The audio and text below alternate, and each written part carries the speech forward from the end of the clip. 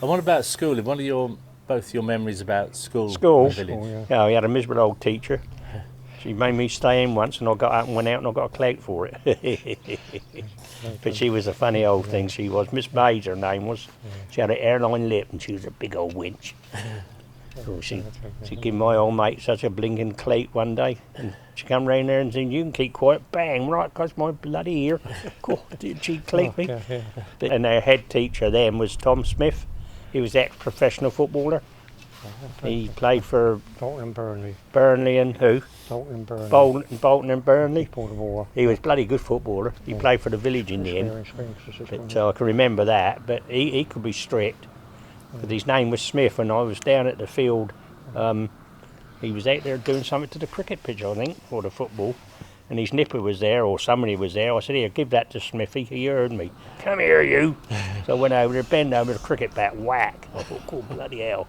So that's the sort of things that I remember vaguely. And I remember falling in the river when I was down there. I was fishing, and there was a railing fence either side, about from here to the house, and there was there was a couple missing, and I sat in there one day. I thought, "Cool, I can see," because I couldn't see over the bloody bridge because I was too little. So I used to have to run and jump up if I wanted, but I could see it from these rails. I was sitting in there, threw my line in, threw myself in. You could laugh. I was lucky. Apparently, there was quite a few people on the bridge, and they didn't bother because I was panicking. I was only a little nipper, and the old fella was supposed to have jumped the gate, and somebody over the farm come running over and grabbed me, pulled me out. I wasn't very keen on school. That's why he's clever and I'm not. My first head teacher up here was a Miss Jones, and she lived north of the village. Oh yeah, Jones. That was another one. Was up there, and the other two teachers were lady teachers, Miss Smith, Miss Mays and Miss Wright, and they came from Grafham. She used to come in a lovely, great big old, real vintage old car, and. Of course, during the war years, we had a load of evacuees here, so it was an overspill from the school, so we used to go down and have a class at the village hall, which now is called the War Memorial Hall, the Memorial Hall in the village. We used to have a class, and I can always remember on one particular occasion down there, Miss Mays was in a very bad mood, and there was one or two of the slightly older boys were a bit devilish, and one of them turned around and said to one of the other guys, "You watch this yourself. Over in a minute she comes up and clips one of us," and of course she heard it clip. And as she turned around to go back, he put his foot across between the roses. Over she went flat on her face. She never done any more clipping around years after that.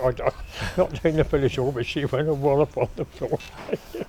I can remember one. Then years before that, apparently my very early life, apparently they used to have classrooms at the back of the old New Inn, which was a pub in the village, then the bottom end of the village by the green. We used to have classes in there. I can remember one instance, must have been my other brothers, his age group, and I don't know what had happened anyway, they used to have what they call a shinty stick, like a walking stick, and this bloke, you had your hand out and you got to say 6 to the best, and he said you'd do that, and he punched the bloke. Punched the teacher. I very vaguely remember, so I think it was either Dave Christmas or Ron Randall, one of them. They were some herberts in them days.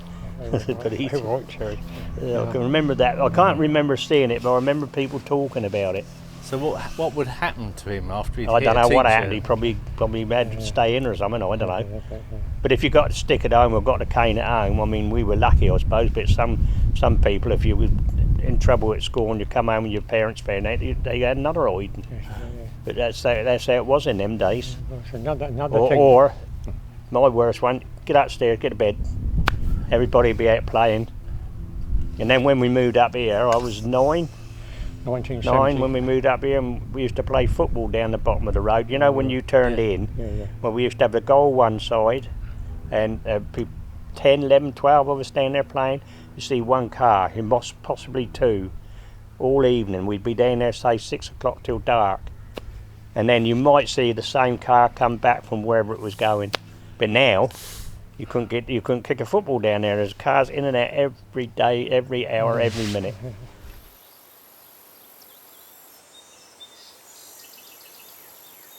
So what work did you both do when you were working? When I first left school in July 1951, I went to work for the late Commander Holbrook up at Woodgate, which is just north of the village. And I used to set off. The first day I went up there, I started at 8 o'clock. The following day I went up there, said you've got to be at work at 4:45. I said walk from here, leave here at 3:15 in the morning and walk to work. And what were you doing for him? And milking cows by hand on the farm. And then do that again in the afternoon for about £1.09 a week. And some days, if it was a harvesting time, I might not get home until 8 o'clock in the evening. And that's all the money was. But to us, to a boy of my age at 15, that was a lot of money. Yeah. Yeah, it was a lot of money in those days, yeah. Yep. And what did you do after that? And then I came into that, and then I went, because he was downgrading and getting rid of the milking herds from the summer of 1960, he wanted to lower the number of staff. And I said to him, well look, I don't want to see a married family turned out of a house. I said, because I'm a single man. I said, I've got no problems. So I said, I will go rather than see a family having to move out and struggle to find somewhere else. He said, that's very, very kind and thoughtful of you, John. Come and see me Christmas Eve. And I went down the hill to his house Christmas Eve, straight from work, straight into his study. Out came the bottles, rum and whiskey and other stuff. I thought, well, I'm not going to get home tonight. And we sat down, we had a lovely old chat. He said, there you are, here's some premium bonds for you. He said, there's your Christmas box, there's your Christmas bonus, and there's a gift for me. And that gift in that envelope was £100. Whoa. And I thought, that was 1960, and I couldn't believe it. But he died with a massive heart attack on July the 3rd, 1976, in his study. He was a chap that went underneath the minefields During the war. First World War into the Dardanelles with submarines. Oh, yeah. And he got the Victoria Cross. And he was a gentleman through and through. He was a wonderful, wonderful man.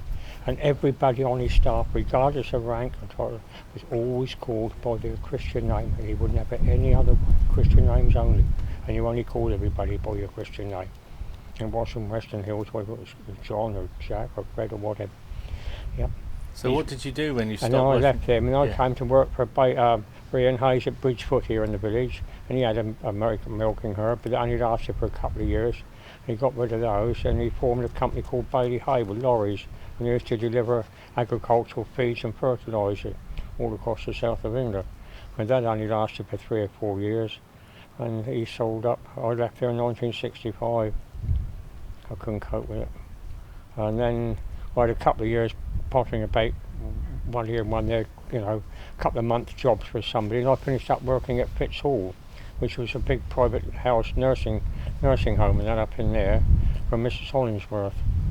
And that's where I started. That was in July '67, and I finished, and I retired up there in July 2001. So I had 34 years up there working in the gardens and the grounds. And I loved it up here. Yeah, I really, really loved that up here. It was a lovely opening with nature and everything else, the plants, watching how things grow, finding, watching them, knowing where your food came from, how it was grown, and the animals, the wildlife and that was abounded up in there, and that was, I still got around there for walks and see the new people who's got it now. Went there for a walk and say hello that to them, visit. But, when I left school, he said, what are you going to do? I said, well, I'm going to come work on the farm, aren't I? Because I like driving the old tractors. So I went on the farm, and then once again, you had to do milking as well. Combining at night, all day, say 10, 12 hours on the combine, harvest time. And if you were on the milking, you had to go in, I think I would have to be there for 5 o'clock start. I used to shake at the bloody top of my voice. I didn't go and get them, I used to shout and they used to come down. And then after about a year, they got out and ate his cabbages. So he started moaning at me. I said, well, my fault, nothing to do with me. And he kept on. I said, well, I ain't going to come in the weekend. He said, you are, because it was my turn to mill. I said, I'm not. So I never went in. So it meant he had to get up and do it. And on the Monday I went down there and got my cards. And I was told the builder wanted somebody over the road. So I went over there and asked the bloke if there was a job going. He said, well, let's get these blokes sorted out. So he sent them all off on the different jobs. Right, he said, where was you before? And I told him. He said, well, give us a week, he said, and you come back in a week's time, we'll have a chat and see what we can find out, because there was 3 brothers run it.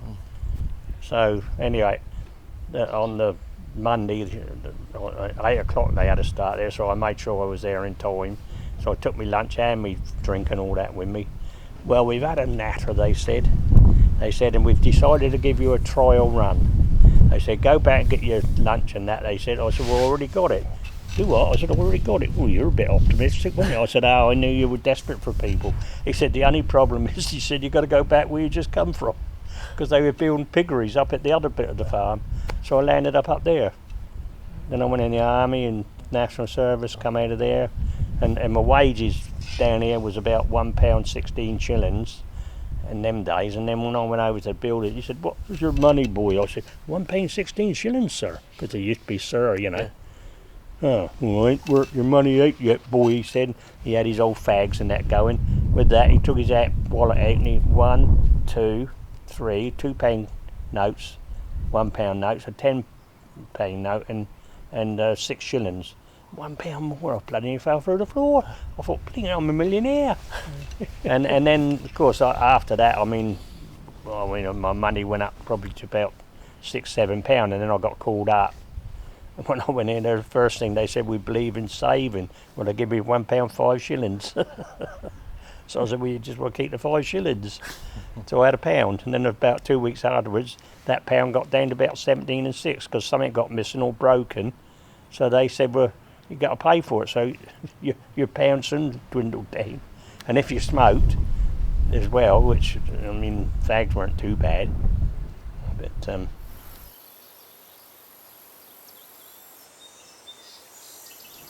What's your earliest memory of growing up? My earliest memories growing up would probably be about 1939-40. Yeah. And that was during the Battle of Britain. Yeah. Anything particular comes to your mind? What, the Battle of Britain years? Yeah. I started school at the end of late September 1940. Battle of Britain year. And going into school, and very often be in the classroom, and then the air raid sailing room would sound off at the top of the fire station in Midhurst, and then we'd also have to go out in file into the 2 air raid shelters which were on the common at the back of the school on the south side of the common. The girls in one and the boys in the other. Worse luck. And then we'd wait for the all clear, and then we'd come back into the classroom, and that could happen 2 or 3 times a day. Yeah. Throughout the Battle of Britain.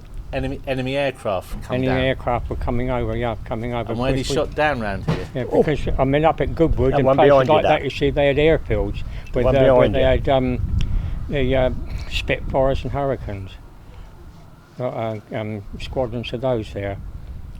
And of course, we were all part in the southeast corner of England. That's where the bulk of the Battle of Britain took place. Yeah. That's where all the airfields were. And have you got other wartime memories? Wartime memories, yeah, up at what later became St Cuthman's School up the north of the village here, just outside the north of the village. During the war years, the Canadians were up in there, and that was one of their headquarters. And every Christmas that they were there, they used to come round the village with their lorries and take us up there and up in the old hangar and give us a Christmas party. And one of them would dress up as Father Christmas, and they give us a little present each, and it could have been a little pack of colouring pencils or a colouring paper book or something like that, just a little something. And we thought the world of that, because things were very, very tight and very hard to get by here. And that was something very, very special, and very special memories for me, very special memories. Yeah.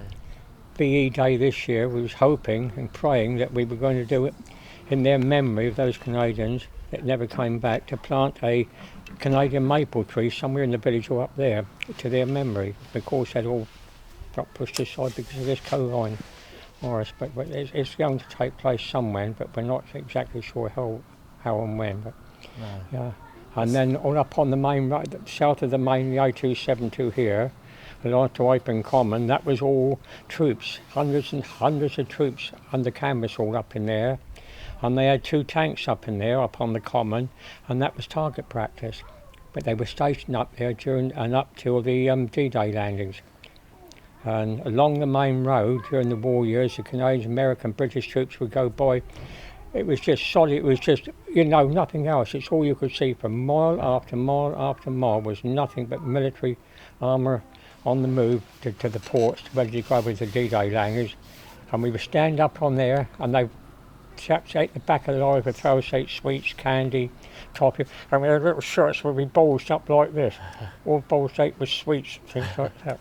VE Day, when it came over on the radio, because we only had all factory controlled radios, excuse me, we all went and danced on the little bit of green between the garden wall and the river. There was a Mr. Weston, George Weston, had a spree spot, and we all went and danced and sang around a little bonfire down there, VE Day, to celebrate VE Day.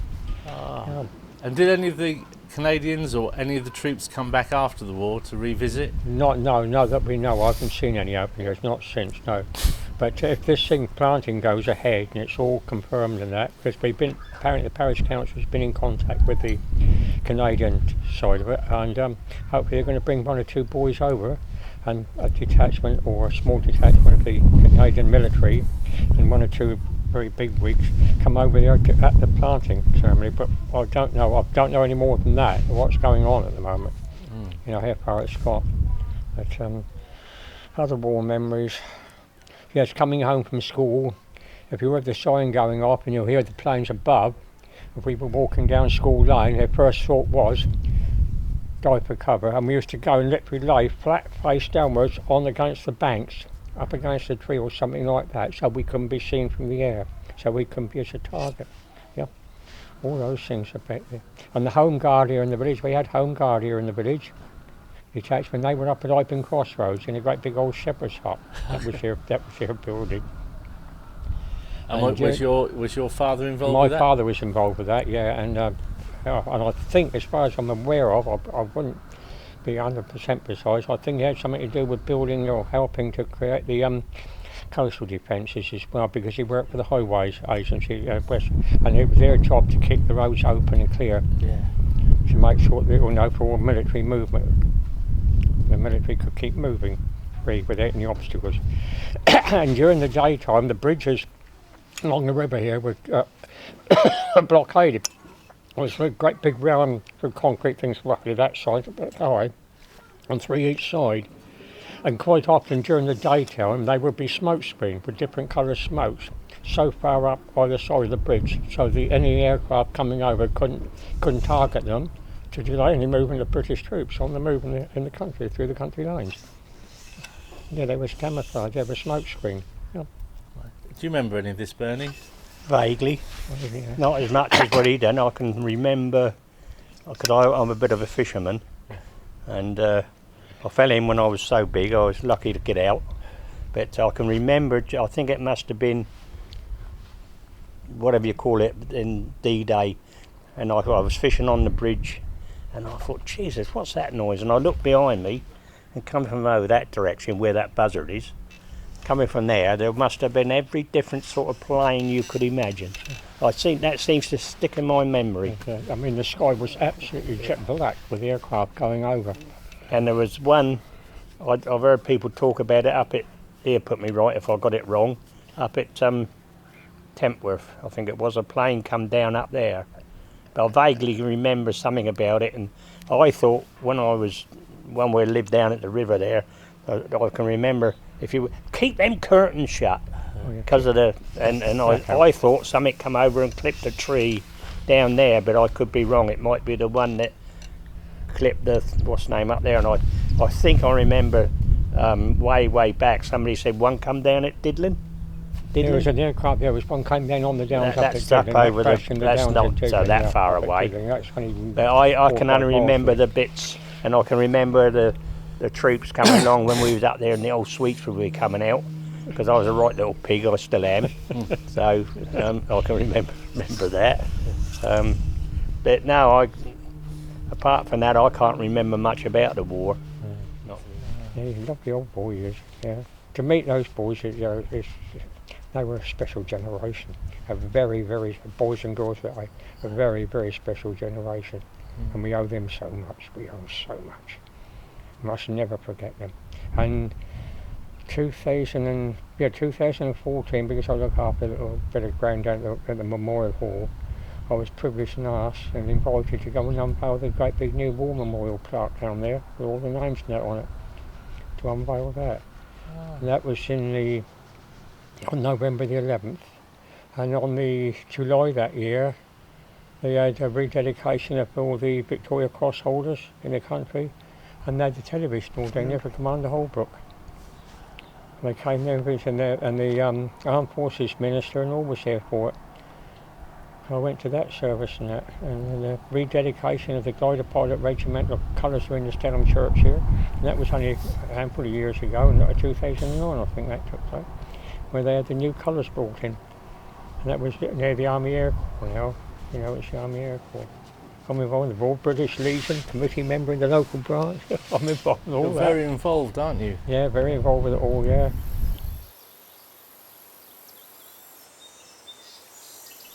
Another thing, that you used to see children play at school, and you don't see any of it now, was marbles, hopscotch, conkers, and all that sort of thing. And during the war year, just shortly after the war, not too many years, only 2 or 3 years after the war ended, there was a farmer called Ransoms lived up at Iping, Stubbs Hill Farm, and they used to come round to the schools and pick up X amount of boys at a certain age and take us up to the farm to go potato picking out with the potato harvest, because a lot of the men were still away.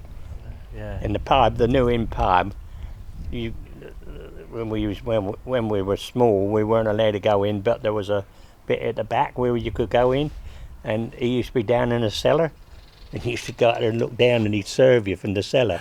Down in the cellar, and then when we got older, we used to be laid to go in a bit. And then I got older still, got into darts, and used to play darts down there. And I must admit, I wasn't too bad a dart player, and used to get down there, and somebody say have a game. Well, of course, you had to do the chalks.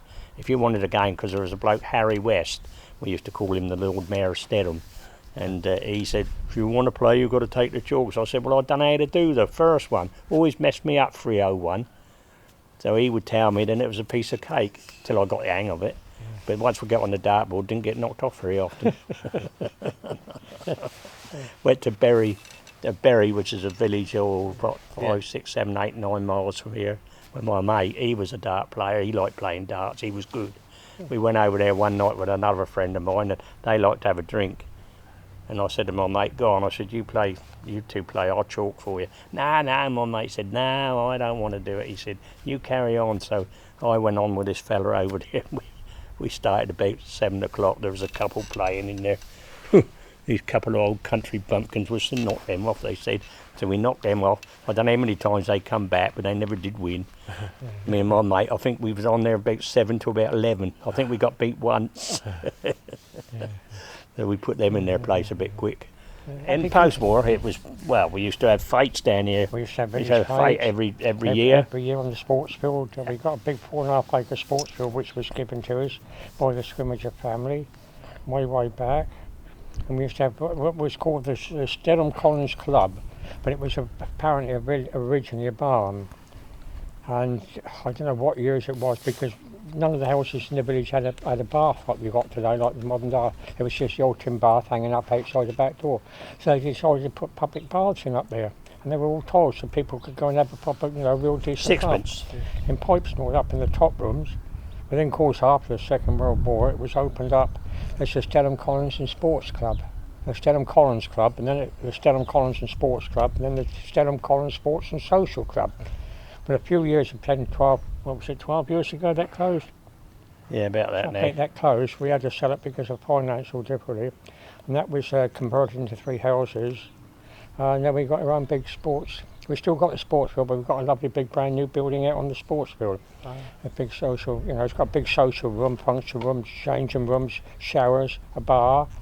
And we hire that out. The only thing is, it's only open when there's something on. It's only open when there's something on. Yeah, we got the cricket side is now no longer here. I had my... cricket stopped, is it? Yeah, cricket stopped, yeah. And when did that stop? Yeah. Oh, not only about 2 or 3 years ago, probably not much longer than that. And we got another team at Horace that rents it from us. I had my 80th dinner, didn't I? Yeah, you had your I had my 80th dinner, I had about 90. Cost me a fortune. They ain't bought me bat net, and they'll give me no presents. Next year, our bowling club will be 100 years old. The Lawn Green Boys are 100 years old next year. We've got no cricket team, that's all gone. The young generation are not interested. They're in these things stuck in their ears, or motorbikes, or cars, or girlfriends. So you got Liphook Cricket Club uses their green now. They got about 5, 6, 7 teams they have. So they use the cricket pitch. Of course, with all this bloody bloody thing, there's no sport going on now. We've just started playing bowls, but it's only one each, one on each rink. Yeah. We had the Sussex County Cricket Squad come up here and played a couple of games out here on their green. All the test players and all amongst them all come and play cricket up here. You've heard of Kerry Packer? Yeah. Well, he bought a team over here, Richie Benno and all that. He bought a team over here and played. That's the polo field's only just down here. And he brought them over here. Yeah. We had Tottenham Hotspur's football club come down here training one year because they were playing at Portsmouth. Yeah, they trained out here. And we knew a bloke that he used to be a taxi driver, and he knew what they wanted somewhere, so he got them and got them down here. Yeah. Frank Bruno, the boxer, he brought him down here a couple of times. I actually shook hands with him, for old Frank. I thought he was a big fella, tall fella, but he's not that tall. Oh. He's quite big, but I said, I shook hands with somebody famous. If I went to a pub one night and there were guys in there with guitars and banjos and that singing, and I asked them what they were doing. They said, well, it's just folk music, and they started singing and playing. I said, well, I like that type of music, that's just that. And I used to join in with them, and that's how I started to learn folk songs. So it's only in recent years you've learned them? Yeah, only probably 30 years. I can't remember my bloody name sometimes, so... I mean, do you remember the old people when you were children singing traditional songs? Yes, well, not so much folk songs. I used to sing the old time, the old time war songs and the old musical songs and that in the village. I used to sing, go in the pub and have a good old sing song and things like that. You used to have our own band in the village. The village used to have its own band. Yeah, it was a village band. Our neighbour, Mr. Page, Charlie Page, he used to play in it. And Derek's dad. Derek's dad, my friend down the road. Yeah, I forget. And Ben Pett. Yeah, Ben Pett, one of the pets. The pets, yeah, they were. And what sort of music did Harry that West. village band play then? Well, it was more like a little brass band, like a little brass band, trumpet, cornet, trombone and things like that. It was just drums. Just the noise that come out of these machines, I suppose. I don't know. But, don't keep laughing over there.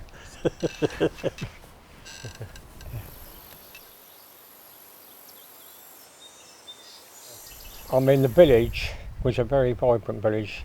It had 2 haulage companies, a private bus company, 3 shops, a wheelwright, a blacksmith, a bakehouse, a post office, 3 working farms, 2 pubs, the school, the War Memorial Hall, the church and the manor house. Wow. And that's all been there in my lifetime. And a mill. And the mill.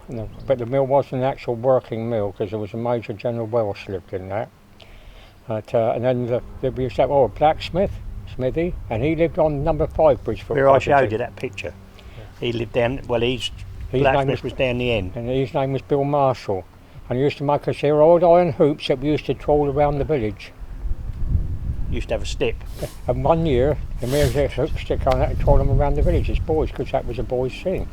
And I can always remember on only one occasion, the tenant farmer was with Mr. Tommy Keynes, and he managed all the 3 farms. Well, Bridgefoot Farm, Woodgate Farm and Iping Farm. And he was a bit of a devil. He could be very awkward, but no, he was a lovely old boy at the end of the day. Yeah. You fresh milk from the farm, but when the farmers used to come round, milk the cows by hand, bring the milk round on a churn, virtually straight from the cows in the churn, and the old ladies used to go out with their jugs, whether it was half a pint, a quarter, a pint of milk, and that went in, and that was kept in a stone, full of ice cold water to keep the milk cool, because that was the only way, because there was no fridge or freezers in those days. That was, and they used to stand out on the side of the road. And Mr. Bill Jeffries used to come in with the milk. That was it from his farm. And his lads used to bring the milk round on the back of a very old-fashioned open back wagon. Just ladled out. Yes, he used to laid it out into the buckets, and that all went on through the war. Yep. But then there's another thing that, I mean, the farm over the back here, I can remember the cart horses, bloody great things they were. Dociles, anything, I can remember them using those out there. I can remember that. That was after the war. I can actually remember horses working the farms during the war. You know, 2 at Bridgefoot, 2 at Woodgate, 2 at Iping, and 2 at Crouch. And they were big old Suffolk punch, And when did they stop using horses? Late 40s, I suppose. Late 40s. Yeah, long ago as that. Also, still have one. Yeah. Yeah, One of the old carters, you can't live in at Iping, and he had a bit of an artificial leg. Might have an artificial leg. We don't know if it was war wounds from the First World War, that we don't know. And his nickname was Old Neddy Woodleg. We had nicknames for a lot of people. A lot of people those days. There was a Mr. Vic Newman had one of the little shops, haberdashery shop in the village, and it's all he done all day long was walk about, and he used to walk with a slight limp, and it's all he done all day long was whistle. There was no set specific tune, it was just a whistle, and he used to stand all day long whistling. That's it, yeah. That's all he ever done was whistle. But they were lovely old boys and real characters, you know. Are there any shops in the village? No shops. It's all we've got left in the village now. It's the church, the War Memorial Hall, the Memorial Hall as it's called, the school, and the Hamilton Arms and the sports.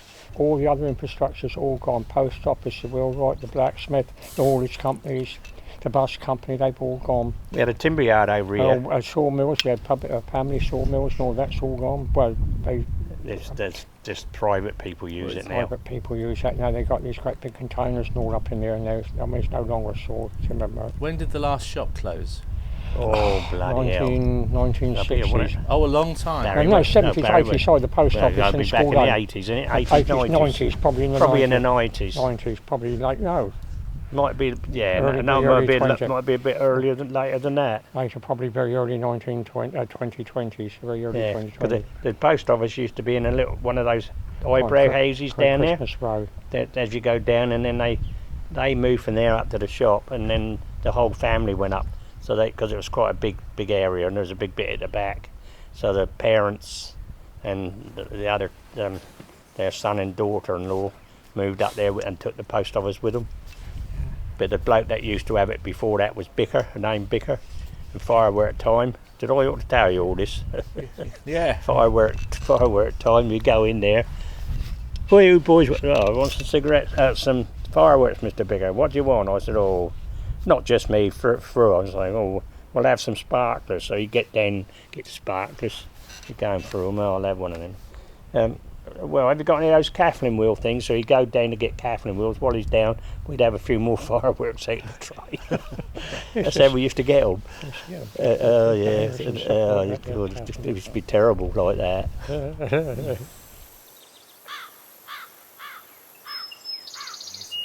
How has the use of the countryside changed in your time? The countryside took all the bloody hedges out for a start. Take a lot of the hedges out, a lot of the trees had gone. This was 2 fields at one time. This was 2 fields called 20 acres. We see these houses here were part of this field behind. And it went down to the road and went straight through there. And south of that was allotments. They started building these houses, these 10 along here, early spring 1947. And they were completed, and we started moving in March 49, and they were built by Chapman, Larry and Putty from Hazelmere. And have you lived here since then? And we moved in this house on the 14th of March 1949, and I'm still living here. I'm the longest standing resident on this estate now. I mean, my brother's come back, but I was only along there. I got married and moved from Midhurst. Moved away, but to actually live here continuously, I'm the only one that's done it. 71 years last March, was 71 years and 3 months basically. I came back about 10 years ago. So unfortunately my marriage didn't work, so and I was in Midhurst living, and then I moved back to about 3 or 4 along that way. We managed to get that, and I was there about 10 years, I don't know, so I can't remember now, and unfortunately it just didn't work. And the rest of Common View, as you see when you're coming off the road, going right up through there to Hamilton Close and all through those bungalows across there. They started building them in 1960, April 1963. About April time 1963 they started building all of that. So there's a lot more people in the village. But there's a lot more houses gone up, and many more houses gone up in the village. From School Lane which is down the bottom there, by Packers Drive, down to the club, there was 6, now there's 12. Everybody sold bits of garden off, and they built in them. Built in there, yeah. And the end one down that end, that was a builder's yard. Mr. Gilbert, he used to live along there, painter and decorators they were. And How many people are in the village now? Do you know? Oh gosh, I don't know what the population. I think it was about 600 at one time, but it's probably about 2,000 or 3,000. Not quite that now in the village. Oh, so it's gone up a lot. It's Oh, gone all yeah. tremendous amount. And who are most of the people who live here? Where have they come from? You tell us. Also, some of them have come from miles and miles. Some of them come from probably 3 or 4 counties away. Yeah. If you tried to get a place in here, being a local, you got a job too. Yeah, very My hard. brother would like to come back here if he could get a place, but no hope. And you've both got Sussex accents, I'd say, Proper- noticeably, proper which you Sussex don't accent. hear very much. No, I've had that remark before, heard that one before. When I used to go fishing with my friend down the caravan site in Midhurst, a couple of people stood behind me one day. They said, "Oh, we're not being funny or nosy." They said, "But just like listening to your accent." They said, "What are you?" I said, "It was Sussex." I mean, I've had people come up to me and ask me what part of the West Country I was born and brought up in. Yeah, which is Because of the accent. Some I've days heard it's people very, say very that. broad. Yeah. Yeah. Yeah. How's the pub changed in your time, Hamilton Arms? Then? Hamilton Arms now is a Thai pub. I worked with a chap, and he worked on it when it burnt down. I think that must have been just after the war. His name was Frank Collins, and he was a bricklayer on there. But since then, I mean, it's changed no end. I mean, they put flat rooms up in the roof and extended on it, and they just gutted it now. Really? This last few weeks, they've been up there and gutted the inside. And the ones down the lane there, because they got the eyebrow windows, you know why that is, don't you? No. Well, because they were going to thatch them. Apparently where the really old post office used to be in the street, and the laundry rooms went in the back of the farm buildings down Mill Lane, went up in smoke because they were thatched, and he said no more thatching in Stedham. And that's how they had tiles on, but that's why they got the shape of the eyebrow over the windows. But they were completed and they started moving in 1933. Yeah.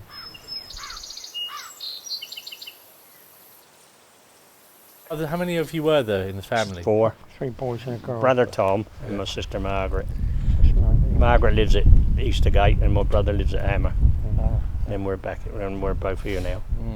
I come round, it was only going to be a few weeks. It's been 10 years or more now.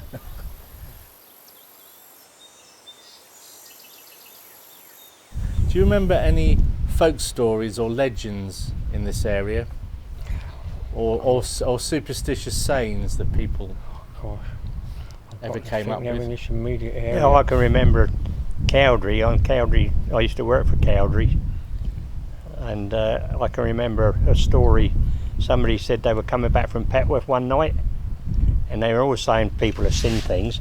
And this particular time, I forget who it was, they reckon they see a highwayman go across in front of them, if that's the sort of thing you're looking for. Yeah, that sort of thing. And another bloke, he used to live on the common. His name was Harrendine, and he was working in the Egmont, the pub. And he reckons he sees something. And also because he lived up on the common, and he reckons one day this person was walking to him and went straight through. But the main one is, I think the one that I think was probably one of the most interesting ones that I heard was Hook's Way. Do you know Hook's Way? Yeah. Well, old what was his name? Anger, was it? Alpanger, Alfie, yeah. Alpanger, that's right, that's right. There was a couple from Singleton. They worked on the farm and they got made redundant. That's when redundancy was going round a lot. And she got in the car with her friend and 2 or 3 kids, and they came through here, and the ice cream van was at the nurseries or something. They stopped and got a ice cream, went off into Rowgate, and they thought, well, we'll turn left. So they went up through Nywood Harting and headed towards Chichester. And as they went up the hill, they thought, oh, Hook's Way, we'll go down there. So they went down in there, and they got a drink and what have you, and I don't know whether it was one of them, but it could have been one of them. They wanted the toilet, So he said, I was round the side there, so they went out there, come back and said, all right. He said, no, he said, there's no door on it. He said, well, no buggers pinched it yet.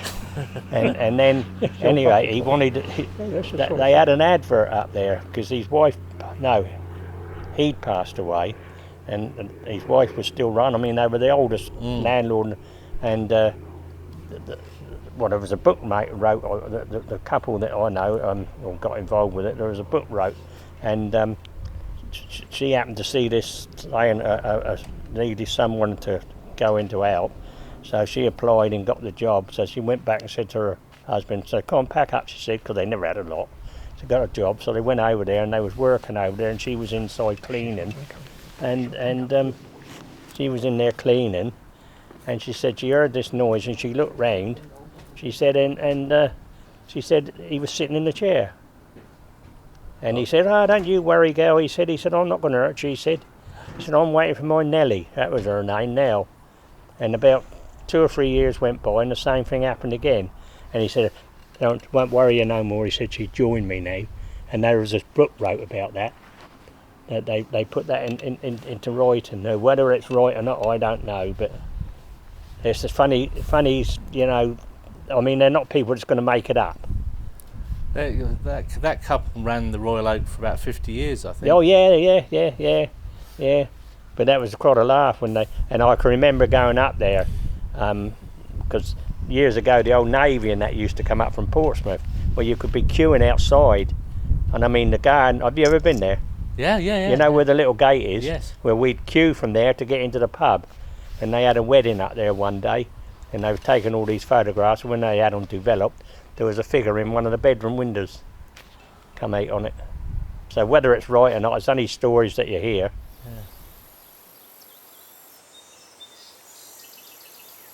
Yeah. What about the composition of the village? Are there different people living here now than... Oh Christ, yeah, there's only 5 of us. There's only 5 originals now. My brother's the oldest member of the village. I think Robin West down the road, he's next, Phil Pett's next, I'm next, and then my friend Derek's next. Yeah. I'm not the oldest person in the village, but the people that are actually alive and living here today, I mean, been in the village longer than anybody. I would have been in this village, God willing, in good health. On the 12th of August this year, I would have been in the village 84 years.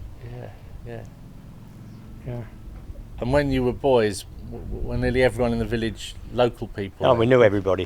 Everybody knew everybody, and everybody helped everybody, and everybody, your next door neighbour, if they were bad or anything was wrong, you go and help them out, you go and do the shopping for them and things like that.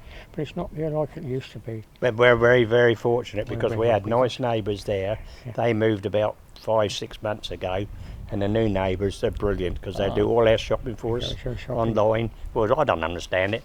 And Vicky next door and Paul, they're very, very, very nice. They do the shopping for us. Murray in that one, he gets her papers. And what's her name, Caroline, she's rung up a few times and offered to get bits and pieces. So we're very lucky. And there's other people. It's that friendship, it's that type of friendship that money can't buy. You can't buy that friendship. No matter how much money you get, you can't buy that friendship. And that hospitality, no, that's something that money just can't buy.